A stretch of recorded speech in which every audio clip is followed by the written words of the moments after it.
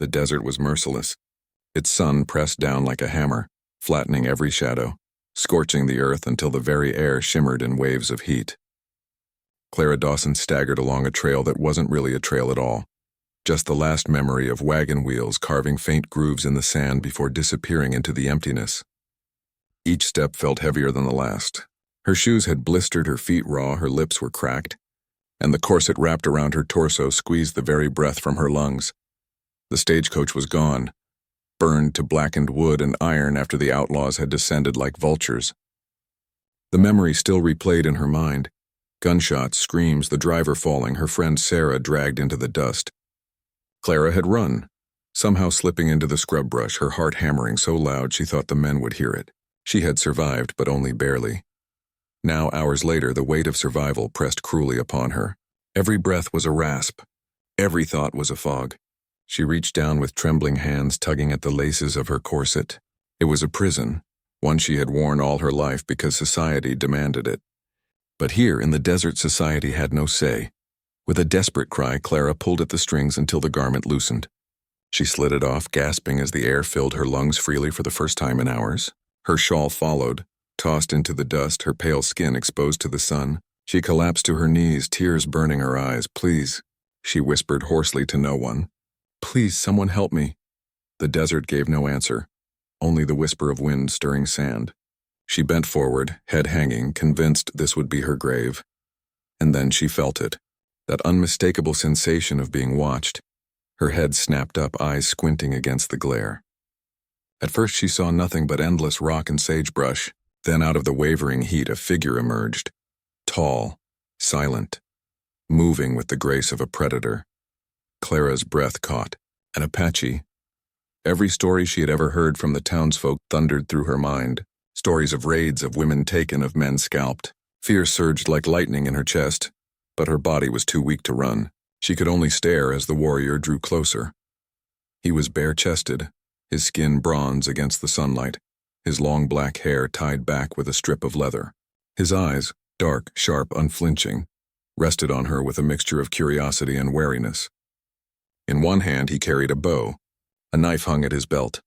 Clara pressed her palms into the sand and tried to speak, but only a croak came out. "Please, help me." For a long, breathless moment he said nothing. He simply stood watching her as if deciding whether she was worth saving or leaving to the desert's mercy. His gaze flicked to the discarded corset and shawl, then back to her flushed face. Finally he moved. Not toward her, but past her, heading toward the horizon as if she didn't exist. Desperation clawed at her throat. "Wait!" Her voice cracked, but it was loud enough to halt his steps. He turned his head slightly, his expression unreadable. Clara's heart pounded. She had no pride left to cling to. On trembling knees, she lifted her hands in supplication. I'll die out here, please." Something in her voice, perhaps its rawness, perhaps its surrender, shifted the air between them. Slowly, the Apache walked back. He crouched before her, his movements fluid, controlled. From a pouch at his side, he drew a small water skin and held it out. Clara seized it with both hands, drinking greedily until she coughed. The water was warm, but to her it tasted sweeter than wine. Tears streaked her dusty cheeks. "Thank you," she whispered. He said nothing, but his eyes softened just barely before he gestured for her to stand. She tried, but her legs buckled. Without hesitation, he slid an arm beneath her and lifted her to her feet. Clara gasped at the sudden closeness. He smelled of leather, smoke, and earth. She had never been held by anyone so strong, so steady. Her fear warred with a strange, inexplicable sense of safety. He half carried, half guided her toward a cluster of rocks that cast a narrow strip of shade. There he eased her down gently and stepped back, watching her again with that same silent intensity. For several minutes, Clara simply breathed, regaining strength. Then with effort, she met his gaze. Why are you helping me?" His lips curved into the faintest shadow of a smile. Not mockery, but something deeper. His voice, when it came, was low and resonant. "Desert. Kill quick, you, not strong." His English was broken, but his meaning was clear. Clara blinked. It startled her to hear him speak at all. "You saved me," she whispered, more to herself than to him. He tilted his head, considering. Then he replied, "Not yet." Her chest tightened at those words, both frightening and strangely comforting. Not yet. He wasn't promising her safety, only that he hadn't abandoned her to death. As the sun dipped lower, he busied himself gathering dry branches and striking flint. Soon a small fire crackled between them, though the heat of it seemed unnecessary in the desert air. Clara realized it wasn't for warmth, it was for protection. Predators prowled the night, and he was shielding her from them. She studied him as the firelight flickered over his features. There was strength carved into every line of his face, but also weariness, as though he carried burdens heavier than the bow on his back. She wanted to ask his name, but her courage faltered. Instead, she murmured, "I'm Clara." He looked at her for a long time, then finally said, "Taza." The name lingered in the air like a drumbeat. Strong, fierce, alive. Clara drew the discarded corset closer, holding it loosely in her lap. She thought of how she had taken it off in despair, pleading for help, and how in that moment of vulnerability this man had appeared. A stranger, an Apache, a man she had been taught to fear. But here, under the vast desert sky, he was her only hope. And something deep inside her whispered that his next move, whatever it would be, was about to change her life forever. The desert night fell quickly, cloaking the world in shadows and strange cries. Clara had never heard such sounds before. Coyotes yipping in the distance, the rustle of creatures in the sagebrush, the mournful hoot of an owl. Each sound sent a shiver through her already weary body. She sat close to the fire Taza had built, the flames painting her face in flickering gold. Her discarded corset lay beside her, a reminder of the society she had come from, the neat streets of Tucson, the stiff expectations of her father, the constant warnings about savages. Yet here she was, alive only because of the Apache warrior sitting across from her. Taza sat silently, cross-legged, his bow resting at his side, his dark eyes scanning the desert as though every shadow might leap to attack. He hadn't spoken since telling her his name, and Clara's thoughts churned in the silence. She wanted to ask him everything, why he had helped her, where he was taking her, what he thought of a lost woman begging for his aid, but the lump in her throat kept her quiet. Finally, unable to bear the silence, she whispered, Do you live out here alone?" His eyes flicked to hers, then back to the darkness. "Not alone, my people, near mountains." His English was careful, heavy with his accent. "But I walk alone." Clara nodded slowly. "A scout?" She guessed. He gave a short grunt, half agreement, half dismissal. Then, after a pause, he looked at her fully for the first time since the fire was lit. His gaze pierced her, sharp as flint. "You run from men." Her chest tightened. The memory of gunfire returned like thunder in her ears. "Outlaws," she whispered. "They attacked the stagecoach, killed the driver, killed others." Her voice cracked, and she pressed her hands against her eyes. "They wanted me alive." Taza's face darkened. He leaned forward slightly, the firelight throwing shadows over the angles of his cheekbones. "Why?" Clara hesitated. Her father's ranch. His stubborn refusal to sell his land. The threats whispered in town. She had pieced it together during her flight. "They wanted to use me," she admitted softly. "Force my father to give them our ranch." Her voice trembled, but she forced the words out. They said I'd be their bargaining piece." Taza's jaw clenched. His silence carried more weight than words. Clara hugged her knees, staring into the fire. I thought I was safe on that coach." A bitter laugh escaped her. "Safe? There's no such thing, is there?" When he answered, his voice was low, almost reluctant. "Nowhere is safe. Not for you. Not for my people." Clara's head lifted. His eyes were no longer on her, but on the flames, his expression shadowed with memory. For the first time, she saw more than a warrior. She saw a man who carried wounds she could not see. "What happened to your people?" she asked gently. For a long while, he did not answer. She feared she had pushed too far. Then he spoke, voice like stone breaking. "Soldiers came. Promises made. Then broken. Land taken. Families killed. My brother." His voice trailed off, the fire snapping in the silence. Clara's heart ached. She had grown up hearing settlers' stories of Apache raids, of savagery and violence, but never had she thought of what might have provoked them. Looking at Taza now, she felt shame for how one-sided those stories had been. "I'm sorry," she whispered. Taza's gaze flicked to her again, as though testing her sincerity. At last, He gave a slight nod, acknowledging her words without softening.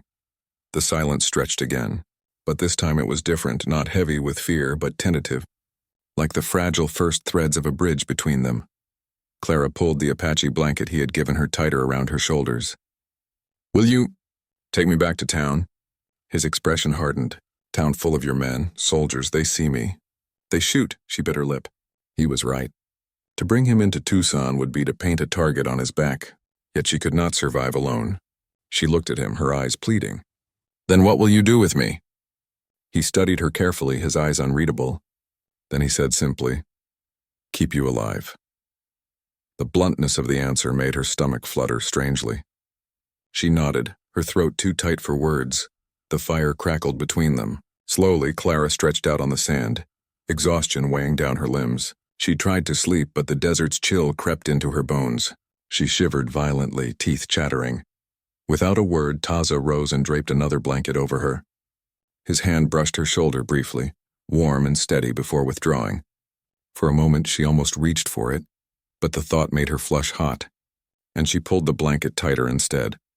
When she opened her eyes, she found him standing a short distance away, silhouetted against the starlit horizon, watching the desert with the patience of a hawk. He was guarding her, protecting her, and for the first time since the stagecoach attack, Clara felt the faint stirrings of safety. Not because of walls or lawmen, but because of him. By dawn, the desert shimmered under pale light. Clara stirred awake to the smell of roasted rabbit. Taza had caught and cooked it before she had even opened her eyes. She sat up, startled at the offering he placed in her hands. "You eat," he said firmly. She hesitated, then tore off a small bite. The meat was smoky, surprisingly tender. She hadn't realized how hollow her stomach felt until the food touched her tongue. She devoured it greedily, wiping her mouth with the back of her hand. When she looked up, she caught him watching her, not with judgment, but with quiet amusement. "What?" she asked, embarrassed. "You eat like warrior," he said simply. A startled laugh escaped her, the first laugh since the attack. "Well, I suppose I'll have to be one if I want to survive." His lips curved in something very near a smile. For a fleeting moment, Clara forgot she was supposed to fear him. She forgot the world outside, the outlaws hunting her, the townsfolk who would condemn him. In that instant, there was only the two of them, sharing food in the wilderness, bound by survival. And in the unspoken space between them, something delicate began to grow. Not trust, not yet, but something like it. A fragile, uneasy alliance. The desert sun had risen high again, burning away the cool traces of dawn. Clara and Taza moved slowly through a narrow canyon, its towering red walls giving them both shade and a sense of concealment. Clara's legs ached from walking, but she bit back her complaints. She had chosen to follow him, and every instinct told her that without him she would already be dead. Taza walked ahead, silent as the wind, his bow slung across his back, a knife at his side. Every so often he would pause, crouching low, studying tracks in the dust or listening to the distant echo of the canyon. His movements were deliberate, precise. Clara marveled at how he seemed part of the earth itself, listening, watching, breathing with it. Finally, after hours of trudging, they came to a small spring hidden between boulders. Clear water trickled down the stone, collecting in a shallow pool. Clara gasped in relief, sinking to her knees to drink. The coolness revived her, washing away some of her fear. She splashed water on her face, then sat back with a sigh. Taza watched her for a moment before kneeling beside the pool. He cupped his hands, drinking slowly, methodically. Clara studied him, the proud set of his shoulders, the scar across his left arm, the lines of weariness etched into his face. He was young, perhaps only a few years older than she, yet he carried himself as though he had lived 100 lives. When he caught her staring, Clara flushed and looked away. But the silence between them had grown heavy, full of unspoken questions. At last she dared to break it. "Why did you help me?" she asked softly. Taza was still for a long moment. Then he sat back on his heels, eyes narrowing as though searching for the right words in her language. "Because desert take life fast. You were alone. I could not walk past." His answer was simple, but Clara sensed there was more behind it. "But don't you hate us?" She pressed gently. "The settlers. My people." His jaw tightened, his gaze drifting toward the horizon. Many hate. Soldiers burned my village, took land, killed my brother. Your people bring much death. His words were blunt, but his tone carried no rage, only sorrow. Clara swallowed hard. The weight of his pain pressed against her chest. She had grown up hearing only one side of the story. Settlers were brave, Apaches were ruthless. But looking at him now, she wondered how much truth had been buried beneath those tales. My father always said the Apache were dangerous, she admitted quietly. But maybe it's because he never saw what they lost. Taza's eyes snapped back to hers, sharp and searching. For a long time, he simply looked at her, as though trying to decide if she truly meant what she said. Then slowly he gave the faintest nod. Encouraged, Clara continued. The outlaws who attacked the stagecoach, they wanted me because of my father's land. He refused to sell it. He said no man should ever force him off it. She gave a bitter laugh. And yet, isn't that what settlers have done to your people? The words hung in the air, heavy and dangerous. Clara half expected him to lash out, but instead, something softened in his expression, as though her honesty had struck a chord. Yes, he said simply. They sat in silence for a time, the only sound the trickling of the spring. Clara felt as though a veil had lifted between them. Not fully, but enough for her to glimpse the man beneath the warrior's mask. When the wind shifted, carrying a chill, Clara shivered. Taza noticed immediately. Without a word, he pulled a blanket from his pack and draped it around her shoulders. His hand brushed her arm, just for an instant, but it was enough to send a strange warmth racing through her body. She looked up at him, her lips parting to speak, but no words came. Instead, she whispered, "Thank you." His gaze lingered on hers, dark and unreadable. Then he turned away, settling beside the fire he had kindled with practiced ease. Clara sat close, letting the flames chase away her chill. As the fire crackled, she found herself studying him again, not with fear this time, but with something else, admiration, curiosity, a pull she could not explain. "You've lost so much," she murmured. "And still, you protect me, why?" Taza's eyes flicked toward her, his expression unreadable. For a moment she thought he would ignore her question. Then he said quietly, "Because you look at me, not as enemy." That is rare, her breath caught. She hadn't realized how much it meant to him. That small act of seeing him as a man, not just a savage. Something shifted inside Clara then. She thought of how he had carried her when she collapsed, how he had guarded her through the night, how he had given her water when she begged for it. All her life she had been taught to see Apaches as dangerous. Yet this man had shown her more honor and restraint than any outlaw, or even many men in town. Her heart thudded strangely in her chest. She wanted to thank him, to reach out and touch his hand. But the fear of breaking the fragile bond between them held her still. Instead, she whispered, "When I was little, I used to dream about heroes, men who would come riding in when I was in trouble." She looked at him with a tremulous smile. "I never thought one would be Apache." For the first time, Taza's lips curved, just slightly, but it was there. A smile. "Heroes do not exist," he said quietly. "Only people who fight to survive." Clara felt her eyes sting. Maybe he was right. But to her, in this vast and merciless desert, he was more than a survivor. He was her protector. That night, as they sat by the fire, Clara leaned against the blanket he had given her. The flames cast shadows across Taza's face, highlighting the strength in his jaw, the quiet sorrow in his eyes. Without realizing it, she let her head rest lightly against his shoulder. He stiffened for a moment, then slowly relaxed, allowing her to stay. In the silence of the desert, beneath the blanket of stars, a fragile intimacy grew between them. They were still strangers, still bound by mistrust and differences, but in the beating of their hearts, in the warmth of their closeness, something new was taking root. It was not yet love, not yet trust, but it was the beginning, a secret of the heart whispered only to the night. The days bled together in the desert. Clara and Taza moved cautiously, always keeping to the canyons, drinking from hidden springs, sharing food he caught with traps or his bow. For Clara, each step away from the stagecoach felt like a step into a new world, one where survival meant more than proper manners or fine dresses, but danger had not forgotten her. By the third day, Taza noticed tracks in the sand, fresh ones, heavy boot prints. Clara's blood turned cold the moment he crouched low, pressing his palm to the earth. "Men," he said simply. Her voice trembled. The outlaws. His dark eyes lifted to hers, grim and certain. They hunt you. Clara's stomach twisted. She had hoped the men had taken what they wanted from the coach and disappeared.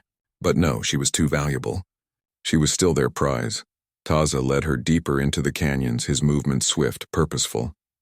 Clara followed, her fear lending her strength.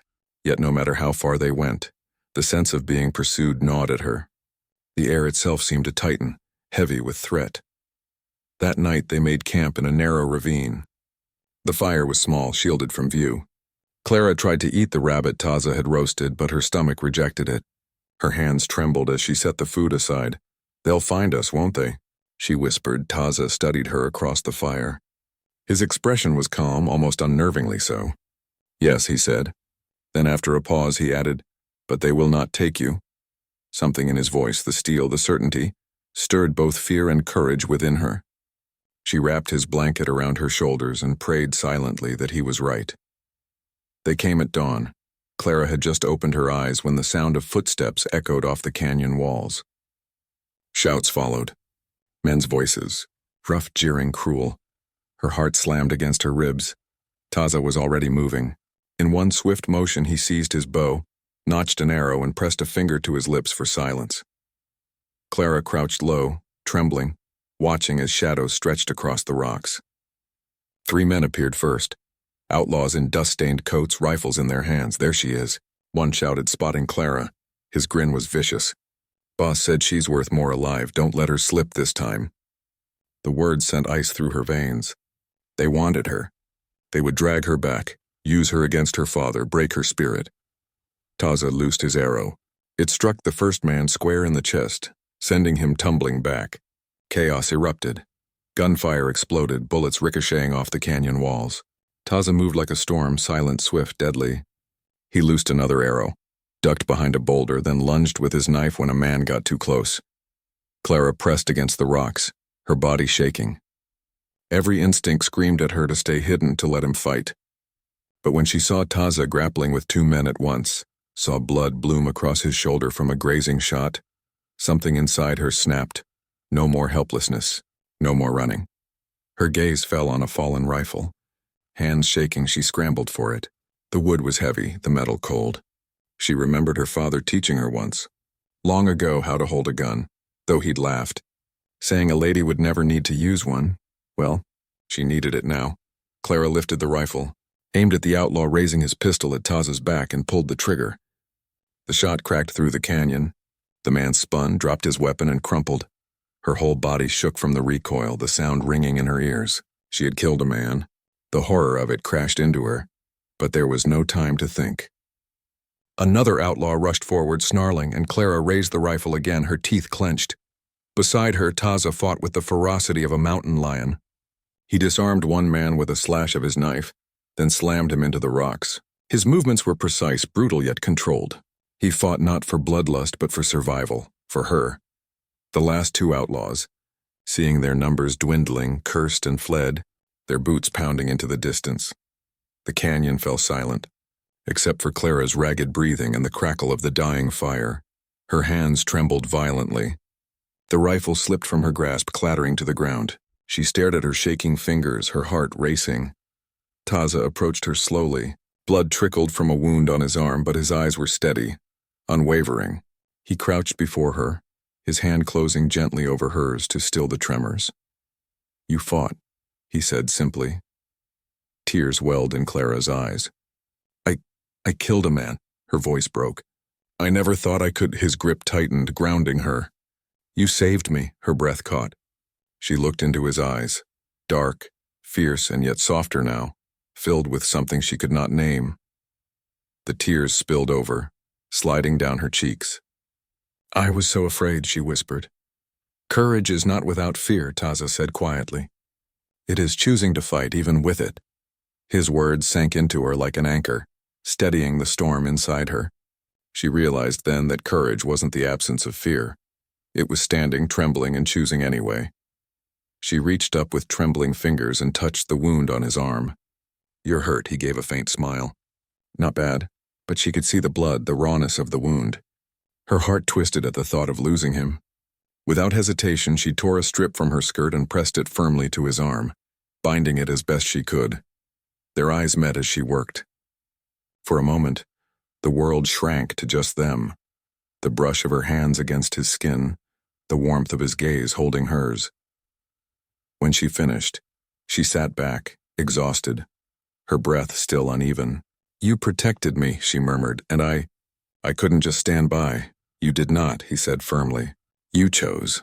The weight of his words settled over her. She had chosen, not just survival, but to stand with him, to fight beside him. And in that choice, something had changed. Clara realized she could no longer see herself as a helpless rancher's daughter waiting to be saved. She was part of this now, part of him. As the sun rose higher, its light spilling into the canyon, she sat beside Taza, her hand brushing his. He did not pull away. And in that quiet, blood-stained dawn, Clara understood something with startling clarity. Her life was no longer her own. It was bound to his, by courage, by survival, by something deeper she dared not name yet. The desert stretched endlessly behind them, yet Clara felt that part of her heart had been left in those canyons, among the blood and dust where she had chosen to fight. Days passed as Taza guided her northward, his injured arm bound in the strip of her skirt, his movement slower now but no less steady. Clara stayed close, no longer trailing timidly behind but walking beside him step for step. Each day she caught herself watching him, his silent strength, the way he moved like he belonged to the earth itself. At night, when they camped beneath the stars, she would lie awake, listening to the steady rhythm of his breath, feeling strangely safe despite the wildness around them. Yet she knew the world beyond the desert would not see him as she did. Her father's voice echoed in her mind, stern and immovable. Never trust an Apache. They're killers, thieves, less than men. But what did her father know of honor, of sacrifice? Of courage? She did. She had lived it. By the 5th day, the land began to change. The rocky canyons gave way to rolling hills dotted with mesquite. Clara recognized the ridge in the distance, the line of trees marking the Dawson Ranch. Her heart lurched. Home. She should have felt relief, but instead she felt torn in two. Taza stopped at the edge of a bluff, scanning the horizon with hawk-like eyes. "You're home," he said, simply pointing. Clara swallowed hard. Yes, for a long moment neither moved.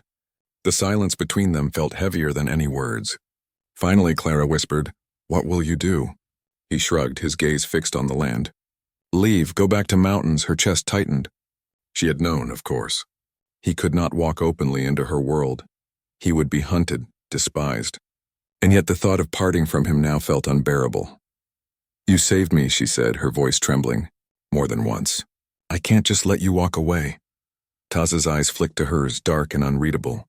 "Your people will not accept me." "I accept you," she whispered fiercely. For the first time, his stoic mask faltered. A flicker of something raw crossed his face. Longing, pain, hope all tangled together. He reached out, his calloused hand brushing a strand of hair from her cheek. The simple touch sent fire through her veins. Before either could speak, the sound of shouting carried on the wind. Men's voices. Clara turned sharply to see a group of ranch hands riding up from the valley, rifles slung over their shoulders. Her father at their head, panic surged. "They can't see you," she hissed. "They'll shoot." Taza straightened, his bow already in his hand. "I go," he said, voice clipped, but Clara grabbed his arm. "No, please, just let me talk to them." Her father rode up first, reining in his horse with a sharp yank. His eyes widened at the sight of her, alive, standing at the ridge. "Clara!" he shouted, his voice cracking. He leapt down from the saddle, pulling her into a crushing embrace. "Thank God, you're safe." She clung to him for a moment, her throat tightening. But then his gaze shifted, hardening as it fell on Taza. "What in hell's name is he doing here?" her father growled, shoving Clara behind him as the ranch hands raised their rifles. "Savage! No!" Clara cried, darting forward. She planted herself between Taza and the leveled guns, her arms spread wide. "Don't you dare. He saved me. If it weren't for him, I'd be dead." Her father's face twisted with disbelief. "Saved you? You expect me to believe an Apache didn't finish what those outlaws started?" Clara's voice rose, trembling but unyielding. "He fought for me. He bled for me. He gave me water when I begged for help. Father, I am alive because of him." The men shifted uneasily, glancing at one another. Taza stood motionless, bow lowered, his expression unreadable. But his eyes never left Clara's face. Her father clenched his fists. "Clara, step aside. He'll bring nothing but trouble to this ranch." Clara turned to face him, her voice steady now. I won't let you harm him. You may not understand, but I do. He is not our enemy. He is my protector. My friend." Her voice faltered, then steadied again. "And more than that, my heart is his." A stunned silence fell. The ranch hands lowered their rifles slightly, unsure. Her father's jaw dropped, fury and disbelief warring in his eyes. "You can't mean that," he hissed. "I do," Clara said firmly. She turned to Taza, her eyes shining. "I won't deny what I feel. Not anymore." For the first time, Taza looked shaken. His chest rose and fell, his eyes glimmering with something deeper than words. Slowly, he stepped forward, close enough that only Clara could hear his whisper. "If you choose this, your life will change." Clara's lips trembled into a smile. "It already has." The days that followed were not easy. Her father railed, tried to forbid it, even threatened to send Taza away by force. But Clara stood firm, stronger than she had ever been. Slowly, reluctantly, her father saw the truth, that without the Apache warrior, his daughter would not be standing before him. Respect was not given easily, but it began to take root, grudging and fragile. Clara worked tirelessly to bridge the divide, proving with each day that her bond with Taza was not fleeting. She helped with ranch chores, no longer the fragile daughter but a woman shaped by fire and desert. And Taza, though he kept his distance from most of the ranch hands, never once faltered in protecting her. Whispers spread through town. Of course, sharp tongues wagging about the rancher's daughter and her Apache savior. But Clara held her head high. She had faced death, fear, and judgment. Gossip was nothing compared to that. At night, when the stars blanketed the sky, she and Taza would walk the edges of the ranch together. Words were often unnecessary. A glance, a touch of hands, the steady beat of their footsteps side by side. These were the language of their hearts. One evening, Clara remembered the moment she had first torn off her corset in the desert, gasping for life, begging for help. She turned to Taza, her eyes soft. "That moment changed everything," she whispered. "If I hadn't, I might never have found you." Taza's arm slipped around her shoulders, drawing her close. "No," he said quietly. "You found yourself first. Then you found me." Her heart swelled, tears burning her eyes, and beneath the endless sky she kissed him. Gentle, fierce, full of promise. In the end, love had not erased the differences between them, but it had built a bridge where none had stood before. Clara Dawson, the rancher's daughter, and Taza, the Apache warrior, had defied the desert, the outlaws, and the weight of two worlds. And though the future would test them, one truth was unshakable. The moment she had taken it off, pleading for his help had not only saved her life, it had given her a love that would change it forever.